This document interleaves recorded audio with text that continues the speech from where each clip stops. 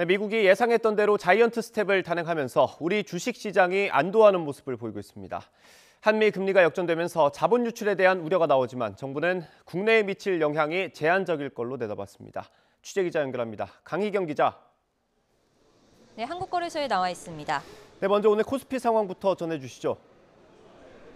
네, 코스피는 오늘 1% 가까이 상승하면서 상승세를 보이고 있습니다. 2330선 위로 올라왔고 현재는 2440선 전후를 오르내리고 있습니다. 코스닥도 어제보다 0.85% 오르면서 800선을 회복했습니다. 앞서 미국 연방준비제도는 연방공개시장위원회 FOMC 정례회의를 열고 이번에도 기준금리를 0.75%포인트 올렸는데요. 두 차례 연속 자이언트 스텝이라는 빠른 금리 인상에도 시장 예상에 부합하는 결과가 나오면서 국내 주식시장도 안도하는 모습입니다.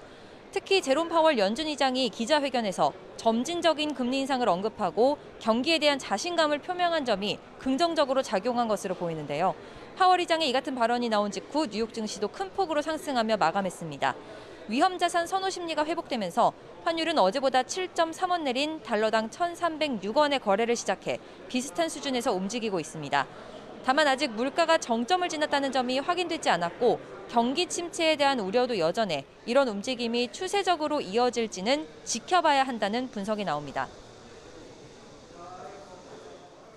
네, 한미 금리가 역전되면서 걱정되는 부분들도 있습니다. 정부가 회의를 열었죠. 네, 한미 금리가 역전돼 외국인 자본이 유출될 우려가 나온다는 점도 지켜봐야 할 대목인데요. 정부는 이와 관련해 오늘 오전 비상거시경제 금융회의를 열고 과거 사례를 보면 오히려 순유입된 적이 있었다면서 우리가 어떻게 적절히 대응해 나가느냐가 더 중요하다고 강조했습니다.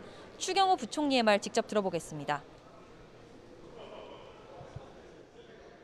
국내 외국인 증권 투자 자금은 순유입을 유지한 바 있습니다.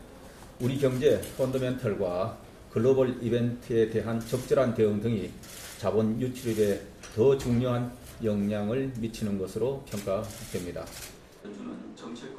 그러면서도 높아진 불확실성에 대응해 긴장의 끈을 놓지 않겠다며 금융시장이 과도한 쏠림 현상을 보일 경우 시장 안정 조치를 즉시 가동할 수 있도록 검토하겠다고 밝혔습니다. 한국은행도 별도로 회의를 열고 한미 금리 역전 현상이 발생한 데 대해 자본 유출입과 환율 등 동향에 대한 모니터링을 강화하겠다고 강조했습니다. 지금까지 한국거래소에서 YTN 강희경입니다.